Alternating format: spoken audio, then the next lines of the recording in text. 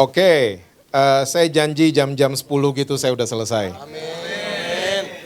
Yang amin cuman dikit jadi 40 menit saya selesai. 2 Korintus pasal yang ke-10, ayat yang ketiga dan ayat yang keempat.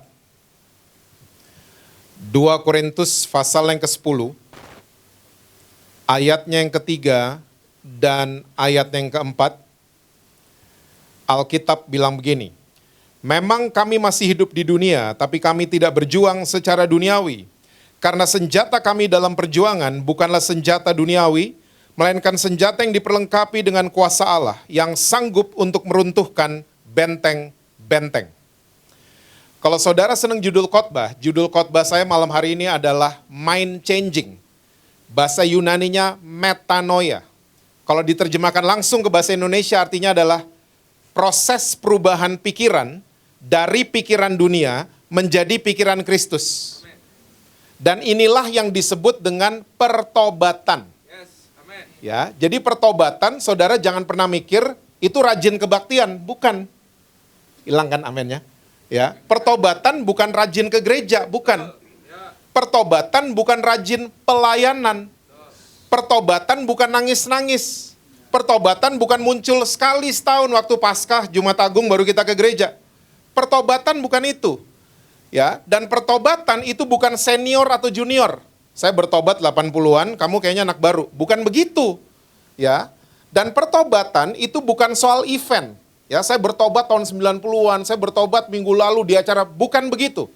Tapi sekali lagi, arti kata pertobatan, mind changing adalah kita merubah cara kita berpikir dari pikiran dunia menjadi pikiran Kristus. Dan itu dilakukan harus setiap hari, kan? Jadi pertobatan harus setiap hari. Bukan cuma pas Jumat Agung, bukan cuma pas Paskah, bukan cuma pas Natal.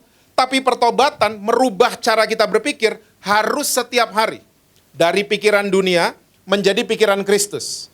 Nah pertanyaannya, pikiran Kristus itu seperti apa sih? Saudara kalau baca Lukas 15, saya percaya semua sudah sering baca. Perumpamaan ini adalah perumpamaan yang cukup terkenal.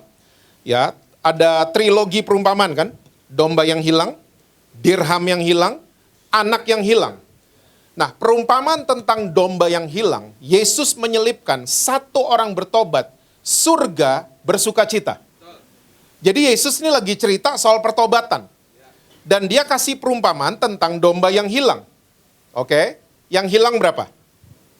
1. Terus 99 ditinggalin sama gembalanya. Ya, 1 dicari sampai ketemu. Dan waktu ketemu, domba yang hilang ini dipukul nggak sama gembalanya? Lo nyusahin lo, gitu. Hah? Digituin? Enggak, Alkitab catat dia bersuka cita waktu ketemu domba yang hilang. Dia gendong di atas bahunya. Dia pulang, gak cuman itu, dia bikin pesta, dia undang tetangga-tetangganya. Terus Yesus menambahkan, 1 orang bertobat, surga bersukacita. Saya waktu baca ulang-ulang, saya mulai berpikir gini, ini pertobatan terjadi, usaha dombanya di mana ya? Yang jemput gembalanya. Yang ninggalin 99 gembalanya, yang nemuin gembalanya, yang gendong gembalanya, yang bersuka cita gembalanya, yang bikin pesta gembalanya. Dombanya ngapain?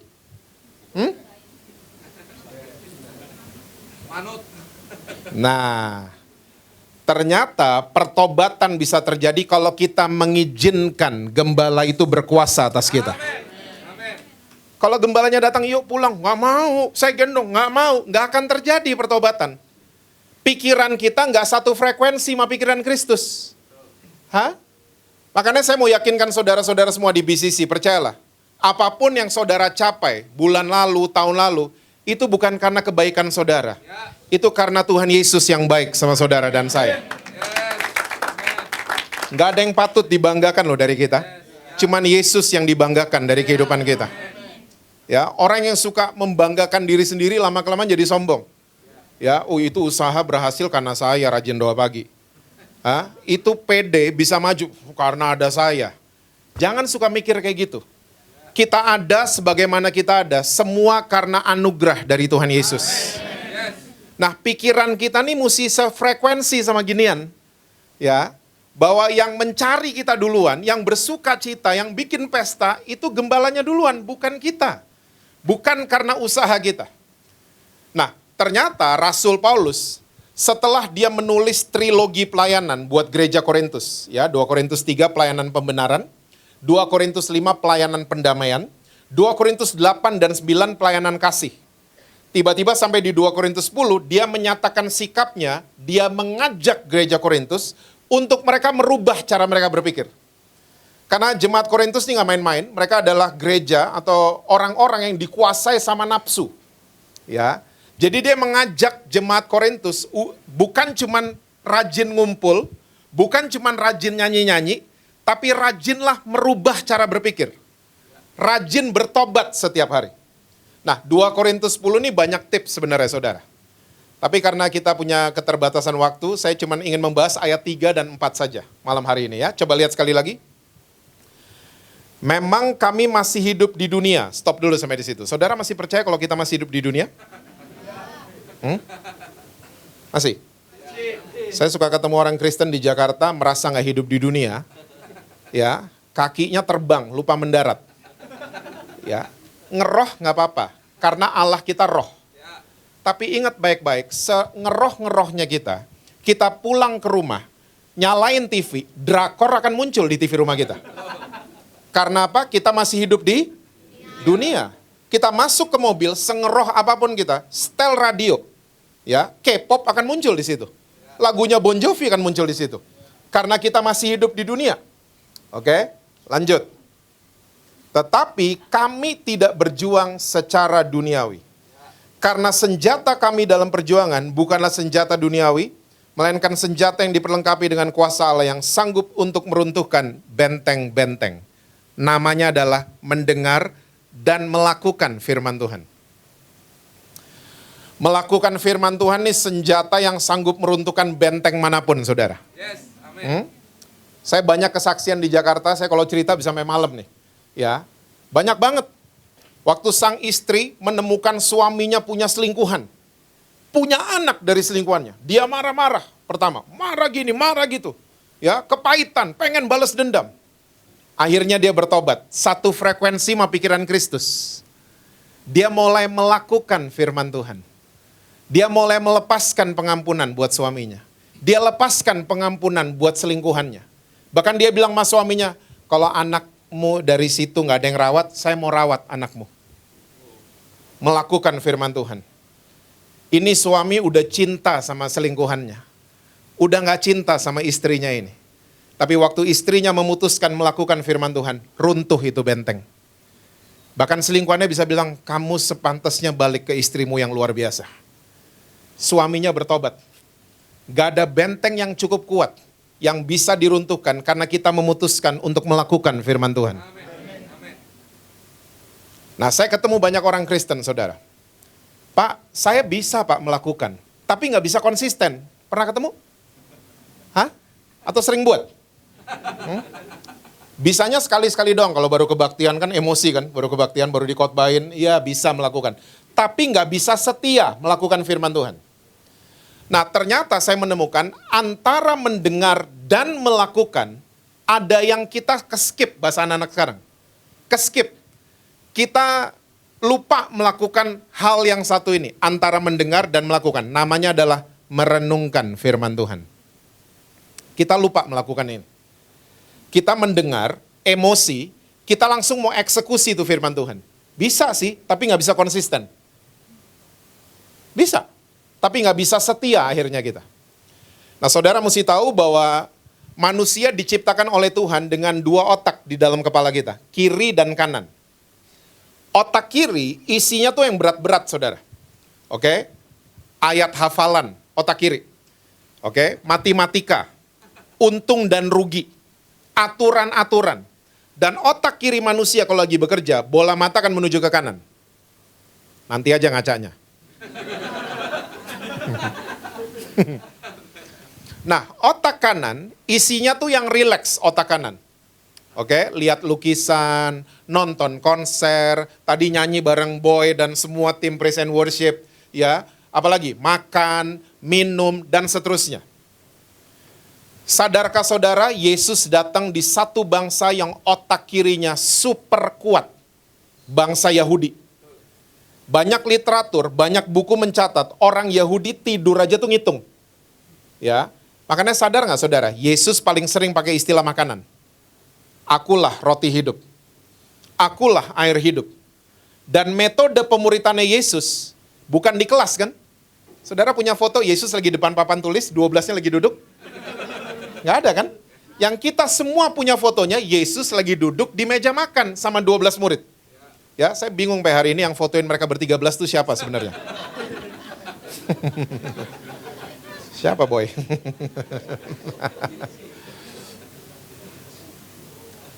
Nah, ternyata metode pemuritannya Yesus ternyata seperti itu. Di meja makan, di atas perahu, ya, ke danau, di bawah pohon, dan seterusnya.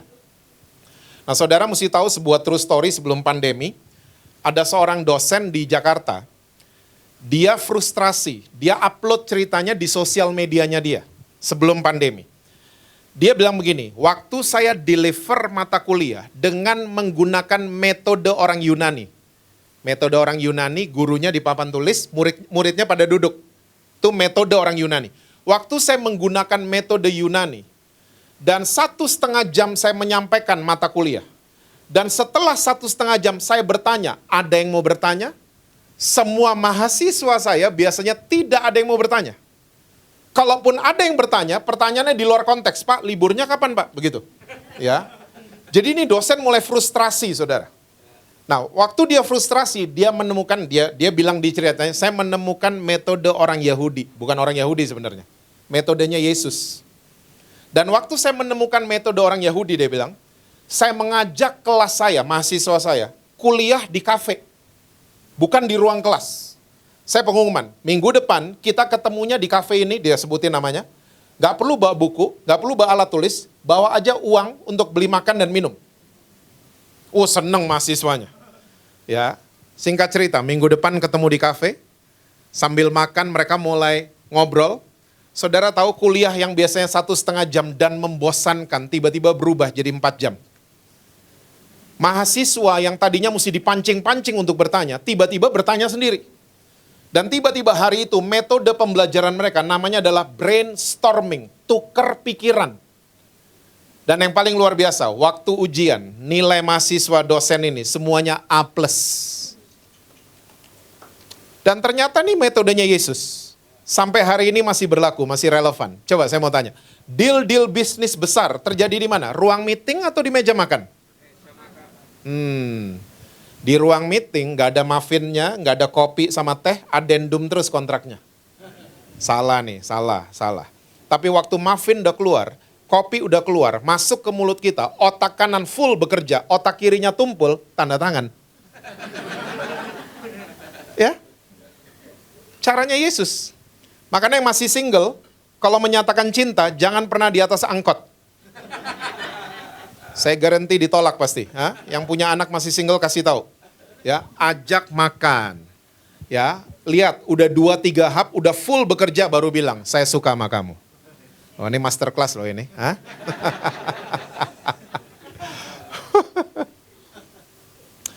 Nah, ternyata saudara, otak kanan kita ini adalah tempat kita merenungkan firman Tuhan. Kita nggak pakai. Kita cuma pakai otak kiri untuk tahu ayat saja. Hafal ayat saja. Tapi nggak pernah direnungkan. Otak kanan kita nggak dipakai. Dan waktu otak kanan kita nggak dipakai, siapa masuk? Iblis masuk. Dia kasih bahan-bahan perenungan yang tentunya bukan firman Tuhan. Khawatir, ditaruh di otak kanan. Pernah lihat orang Kristen, tahu banyak ayat, ya, hafal banyak ayat, tapi khawatir. Pernah ketemu? Atau sering buat? Tahu banyak ayat, tapi overthinking. Ngerti banyak ayat, tapi yang direnungin, laki orang. Jangan belaga nggak tahu mukanya. Di Jakarta banyak ini. Ini yang terjadi. Karena apa? Kita lupa merenungkan firman Tuhan. Makanya Raja Daud ngerti ginian. Dia buka kitab Mazmur. Renungkanlah firman Tuhan setiap Jumat Agung. Gitu? Hah? Siang dan malam. Karena iblis mendakwa saudara dan saya sama. Siang dan malam juga. Makanya pertobatan harus setiap hari. Ya, waktu kita merenungkan firman Tuhan, dia jadi rema. Waktu dia jadi rema tuh bahasa Indonesia jadi mendarah daging. Dan waktu melakukan, gak terpaksa dan gak dipaksa sama siapapun. Melakukan dengan sendirinya. Dan tiba-tiba, kok saya jadi konsisten ya? Kok saya sabar konsisten sekarang? Dulu sabar terpaksa. Sekarang konsisten. Saya gak cemburu lagi, konsisten sekarang. Karena apa? Firman Tuhan direnungin. Dan pikiran kita satu frekuensi sama pikiran Kristus. Inilah yang disebut dengan pertobatan. Makanya silahkan saudara mau nangis, mau apa, nggak apa-apa, itu hal yang bagus. Tapi selesai terima doa berkat, kita perlu bertobat setiap hari. Merubah cara kita berpikir dari pikiran dunia menjadi pikiran Kristus. Saya mau cerita sama saudara boleh? Karena ini cerita lagi viral di mana-mana. Tentang S26. Oh, nggak ada yang nonton kayaknya, bagus. Ya, ini cerita lagi viral. Saya waktu pindah ke Jakarta tahun 97 dari Bali, itu saya habis saudara. Barang saya 2 kontainer dijarah di Jawa Tengah, habis. Nah tahun 98 anak saya yang pertama lahir. Dan tahun 97 itu juga saya mulai melayani Tuhan. Nah tahun 98 karena baru ya mulai dari nol di Jakarta dan punya anak lagi satu, saya diundang pelayanan, bawain firman Tuhan. Selesai pelayanan, saya terima amplop, isinya 300 ribu. 300 ribu tahun 98 tuh gede banget. Ya, wow gitu. Nah saya langsung mikirnya gini, saya mau beli susu S26. Karena nanti malam es susunya anak saya ini terakhir. Ya, saya on the way ke rumah, tiba-tiba di tengah jalan ada suara yang kuat bilang gini, kasih itu amplop sama semua isinya ke tetangga di depan rumah kamu. Wah ini sulit ini saudara. Satu anak perlu susu, ini suara kuat banget, kasih. Dan terus-terusan, kasih ke tetangga kamu. Singkat cerita, sampai di rumah saya kasih. Saya ke rumah tetangga saya bel rumahnya, saya kasih ibu, ada berkat Tuhan, dia bukan orang percaya. Waktu dia lihat isinya, dia nangis saudara. Pak Jesse diutus sama siapa? Diutus sama siapa? Kok jumlahnya bisa pas? Lihat dia nangis, saya ikut nangis. Beda reason.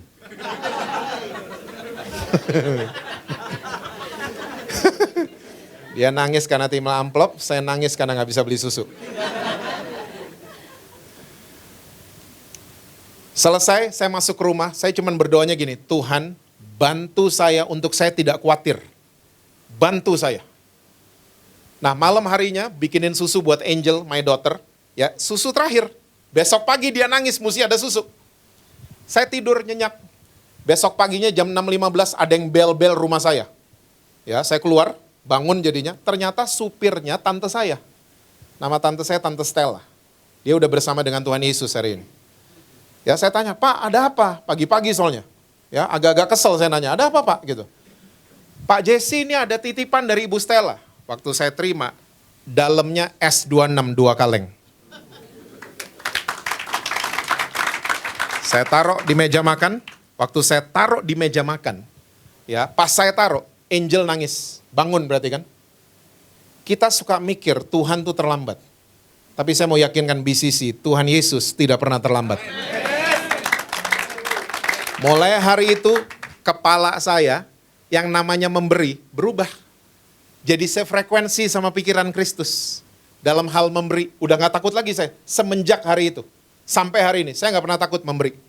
Ya, karena memberi nggak pernah bikin orang jadi miskin. Ya, saya nggak pernah takut. Nah, itu baru satu isu loh saudara, memberi. Ya, masih banyak yang lain kan, yang perlu dirubah di dalam kepala kita. Ya, cara men-treat orang berdosa gimana, ya, kalau keluarga kita gimana, segala macam ya. Perlu pertobatan setiap hari makanya. Oke? Nah, sekarang saya akan pindah isu buat saudara-saudara. ternyata ada satu oknum yang selalu mengganggu proses perubahan pikiran ini terjadi. Saudara tahu nggak nama oknumnya siapa?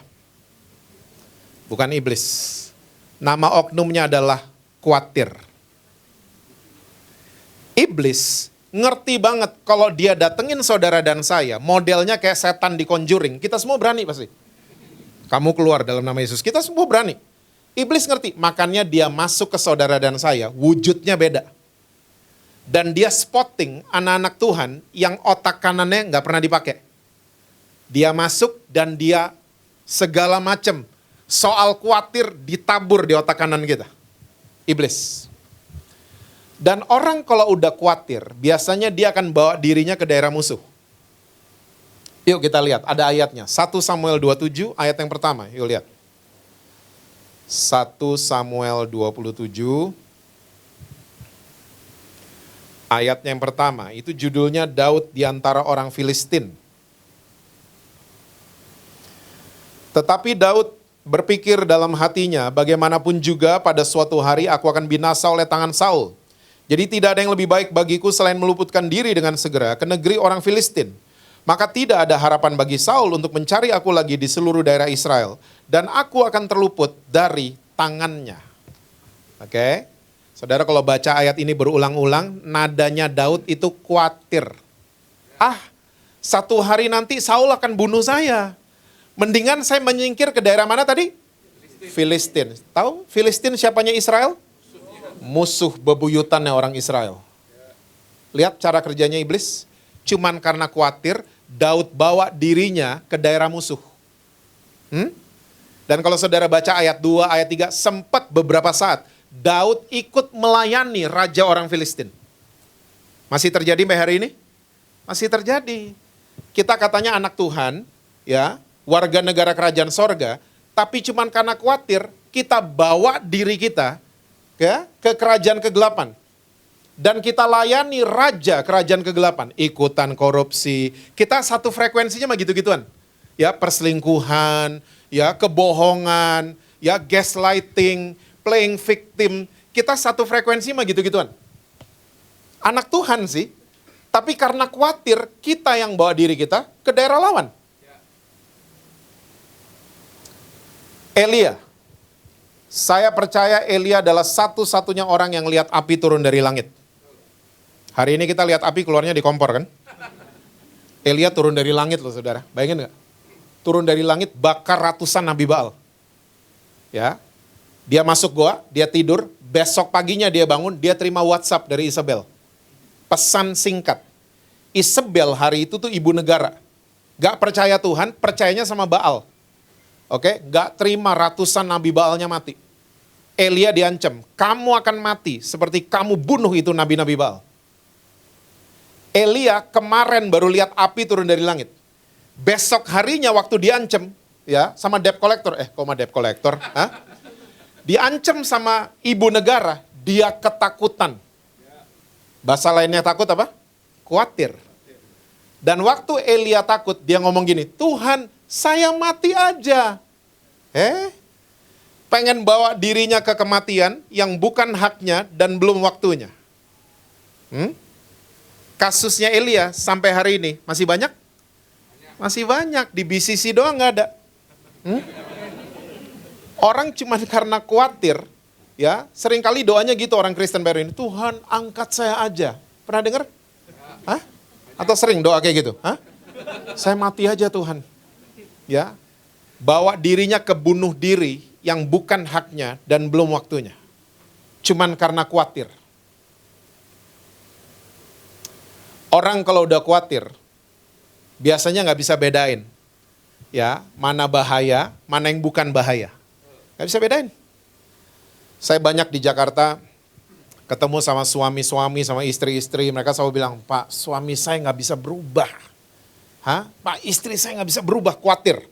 Nggak bisa berubah, nggak bisa, khawatir terus. Ya, tiba-tiba reuni SMA. Reuni SMA, ketemu pacar SMA. Ternyata cucian lama belum kering.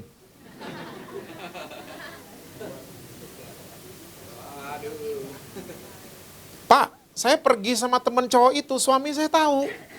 Hah? Lagian ketemunya di mall. Habis reuni berlanjut ternyata. Ketemunya di mall. Suami saya tahu itu teman lama. Ya, janjian pertama di mall. Janjian kedua nggak di mall. Tahu di mana? Bukan di BCC juga. Janjiannya di kamar hotel. Lihat cara kerjanya iblis. Cuman dikasih khawatir, kita sendiri yang bawa diri kita ke daerah musuh. Kita sendiri yang bawa. Cuman karena khawatir. Saya mau ajak saudara-saudara di BCC, jangan khawatir. Kita tiap hari jalan sama Tuhan Yesus yang luar biasa. Jangan takut. Ya. Ingat, takut itu dari iblis. Ya, tadi saya ngobrol-ngobrol sama Pak Hadi di mobil. Ya, kalau kita berdua adalah tipe orang yang nggak pernah takut di atas pesawat. Ya, mau kayak gimana turbulence. Ya, mungkin karena saya juga sering goes bareng pilot mungkin di Jakarta. Jadi suka diomongin sama pilot, nggak apa-apa, turbulence aman kok, ya. Pesawatnya canggih, bla bla bla. Karena sering dengar gitu, jadi saya tenang aja. Nah, sering kali di dalam pesawat, kalau lagi goyang pesawatnya, itu orang Kristen suka bikin malu loh. Hah? Kalung salib lah dipegang, anting salibnya dipegang, sambil komat kami. Kenapa sih itu orang? Hah? Takutan. Desember kemarin saya lupa lagi naik pesawat kemana. Itu turbulensi cukup kuat memang. Udah kanan kiri ke bawah lagi, brung begitu. Itu teriak semua. Ya, Allahu Akbar begitu. Depan saya ada yang teriak, darah Yesus. Nah ini dia nih. Kalau ada apa-apa saya mau komsel sama dia. Saya udah spot orang yang mana tuh orang. Tiba-tiba paling belakang teriaknya paling gede. Setan gitu, setan dipanggil. Dan waktu dia teriak setan, ternyata dia icebreaker. Satu pesawat ketawa tiba-tiba. Lagi mencekam kan?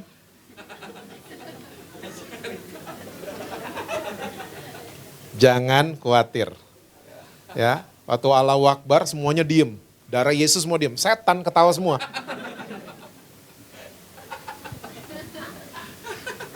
Takut itu dari iblis, saudara.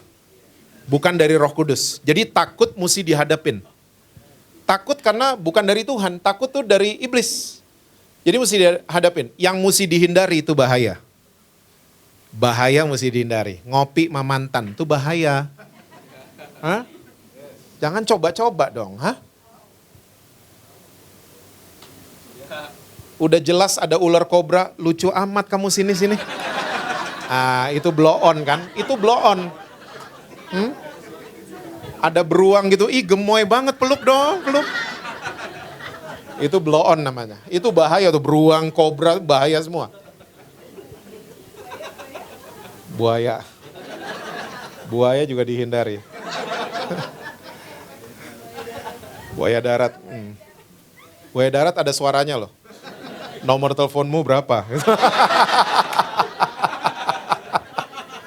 Suaranya buaya darat. Bahaya mesti dihindari ya saudara. Takut mesti dihadapi. Oke, karena kita jalan dengan Tuhan Yesus. Saya akan masuk di bagian terakhir. Saya akan share buat saudara soal peta. Karena peta di dunia kita tuh ada 3. Ya. Yang pertama namanya peta politik. Yang kedua namanya adalah peta yang berasal dari kerajaan kegelapan. Yang ketiga namanya peta yang berasal dari kerajaan surga. Kita mulai dari yang pertama dulu. Peta politik. Apakah peta politik? Peta politik itu begini. Indonesia 30 tahun lalu berapa provinsi? Coba jawab. 27 provinsi. Sekarang berapa? 38. Ditanya 30 tahun lalu semua seragam loh. 27. Ditanya sekarang 38 lah, 35 lah. Ada yang mukanya emang berubah. Ada yang gitu. Kelihatan dari sini kelihatan. Emang berubah. Jawaban yang benar adalah Indonesia hari ini 38 provinsi. Kenapa bisa begitu? Karena situasi politik Indonesia berubah, petanya ikut berubah. Ya, Timur-Timur bukan Indonesia lagi. Udah international tuh udah. Jadi kalau kita ke travel nggak bisa lagi, saya mau beli tiket domestik, nggak bisa gitu ke Timur-Timur. Itu international flight. Ya, kalau kita nggak ikutin perubahan, doa kita salah nggak? Tuhan pulihkan Indonesia yang terdiri dari 27 provinsi. Tuhan, nyong, udah ganti nyong. Hah? Iya kan? Udah ganti.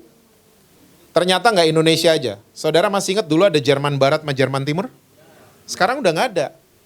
Karena tahun 90 waktu tembok Berlin diruntuhkan, terus band rock asal Jerman bikin lagu judulnya Wind of Change. Namanya Scorpions. Saudaranya nggak tahu gini-ginian ya? Saudara Hillsong banget kayaknya mukanya. Blackpink. Oh. Lihat YouTube. Lihat YouTube Bu ada. Ya, jadi Jerman semenjak tahun 90 nggak ada lagi Barat dan Timur. Satu Jerman saja. Masih ingat zaman dulu ada negara namanya Uni Soviet? Sekarang udah nggak ada. Karena situasi politik mereka pecah jadi berapa negara tuh? Saya lupa. Ya, Uzbekistan, Kazakhstan dan lain sebagainya. Nah, ini semua yang dinamakan dengan peta politik. Yang kedua, ya, peta yang berasal dari kerajaan kegelapan. Saya dari kecil suka diajak sama orang tua saya ke sahabat mereka di kota Jogja. Ya, dan setiap habis firman Tuhan, sahabatnya papa mama itu gembala gereja di sana. Mereka selalu doa syafaat dan mereka selalu nengking Nyi Roro Kidul. Ya. Kita semua tahu bahwa Nyi Roro Kidul katanya orang kuat di Yogyakarta, betul? Saya nggak tahu di Surabaya, tapi yang saya ingat di Bandung juga ada orang kuat namanya Dayang Sumbi. Ya. Nah, yang paling terkenal di Indonesia Nyi Roro Kidul. Jadi setiap habis kebaktian dan doa syafaat selalu ditengking, dalam nama Yesus, kamu keluar, kamu kalah dalam nama Yesus. Nyi Roro Kidul. Nah, 2010 kemarin, papa saya dipanggil Tuhan, 14 tahun lalu. Datang dong sahabatnya dari Jogja. Ketemu saya, Jess, Om dengar kamu udah melayani Tuhan. Iya Om, ayolah ke gerejanya Om, dia ngundang saya. Oh boleh Om, gitu. Kita atur. 2012 akhirnya saya ke Jogja, ke gereja Om ini. Sampaikan firman Tuhan. Selesai bawain firman Tuhan, si Om doa syafaat. Acaranya ternyata masih sama. Dan isi doanya masih sama. Tahu saudara, Nyi Roro Kidul masih ditengking sama si Om. Saya mulai mikir, kok nggak kalah-kalah? Dari saya kecil loh. Dari saya kecil sampai 2012, kok tiap minggu ditengking, kok nggak kalah-kalah Nyi Roro Kidul? Nah ternyata ada peta ketiga yang kita jarang pakai. Peta yang berasal dari kerajaan sorga. Apa namanya? Firman Tuhan. Firman Tuhan. Kita ngelihat peta ini, ya, gambar tulisan peta di sini akan kerekam di kepala kita. Itu tujuan peta dibuat kan? Omongan kita akan sesuai dengan peta. Ya, jalan kita akan sesuai dengan peta. Dan kita akan tiba di tempat-tempat yang sesuai titik. Itu tujuan peta dibuat. Kalau peta kita salah di kepala kita, semuanya ikut salah. Kayak tadi, pulihkan Indonesia yang terdiri dari 27 salah semuanya. Ya, semua gerak-gerik kita salah karena mapnya salah di sini. Nah makanya malam hari ini saya mengajak saudara-saudara semua di BCC, ganti map kita jadi mapnya kerajaan sorga. Karena firman Tuhan mengatakan, Yesus waktu bangkit di hari yang ketiga, dia sudah mengalahkan semua. Jadi menurut saudara, orang kuat di Jogja, Nyi Roro Kidul apa Yesus Kristus? Yesus Kristus. Tinggal dirubah kan? Dirubah Yesus, berubah semua. Semuanya berubah. Saya sering ketemu orang Kristen di Jakarta, Pak, rumah saya lantai 2 belum bersih Pak. Kenapa? ART nggak ada yang balik. Bukan gitu Pak. Bukan gitu, ada penunggunya Pak lantai 2. Kalau kita terus bicara, rumah kita ada penunggunya, terjadilah seperti imanmu. Tapi kalau kita mulai ganti map kita dan mulai mengatakan, rumah saya setiap sudut, setiap ruangan cuman dipenuhi mahadirat Tuhan. Terjadi juga seperti iman saudara. Semua asalnya dari sini. Makanya selain Yesus ingin menyelamatkan saudara dan saya, dia ingin merubah cara kita berpikir. Dari pikiran dunia menjadi pikiran Kristus. Cerita terakhir, benar. Saya tahun 2003 atau 2002, saya lupa. Saya nganterin teman saya ke pedalaman Kalimantan. Sampai di gereja yang ngundang teman saya agak-agak kaget. Karena foto presiden di gereja itu B.J. Habibie. Saya kaget, Dalam hati gini, kayaknya mereka lupa ganti nih. Lupa ganti karena mereka terlalu sibuk jemputin tamu, naik perahu. Lupa ganti. Nah, kebaktian sore-sore, teman saya sampein firman Tuhan. Mau doa berkat, Pak Gembala doa syafaat dulu.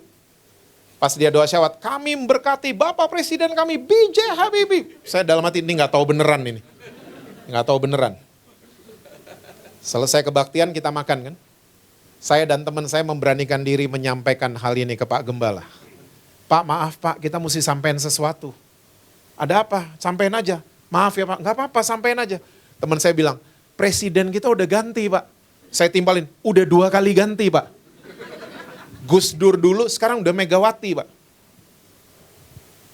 Saya mau tanya sama saudara-saudara. Orang-orang di pedalaman Kalimantan itu mereka warga negara Indonesia kah? Darah mereka, darah Indonesia? Tapi mereka nggak tahu orang nomor 1 mereka siapa.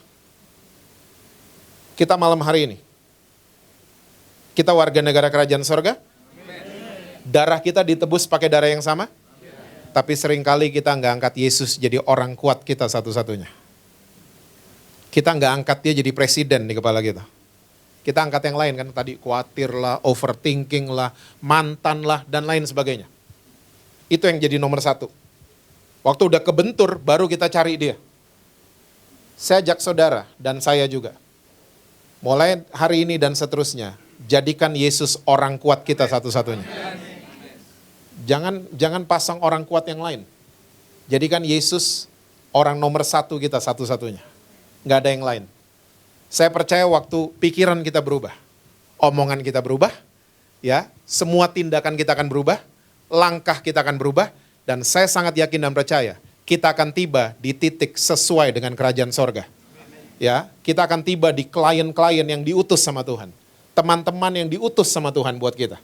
Asal kita mau bertobat setiap hari. Amin. Tuhan berkati saudara-saudara semua.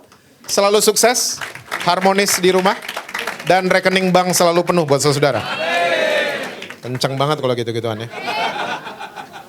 Please pray. Richard. Pak Richard.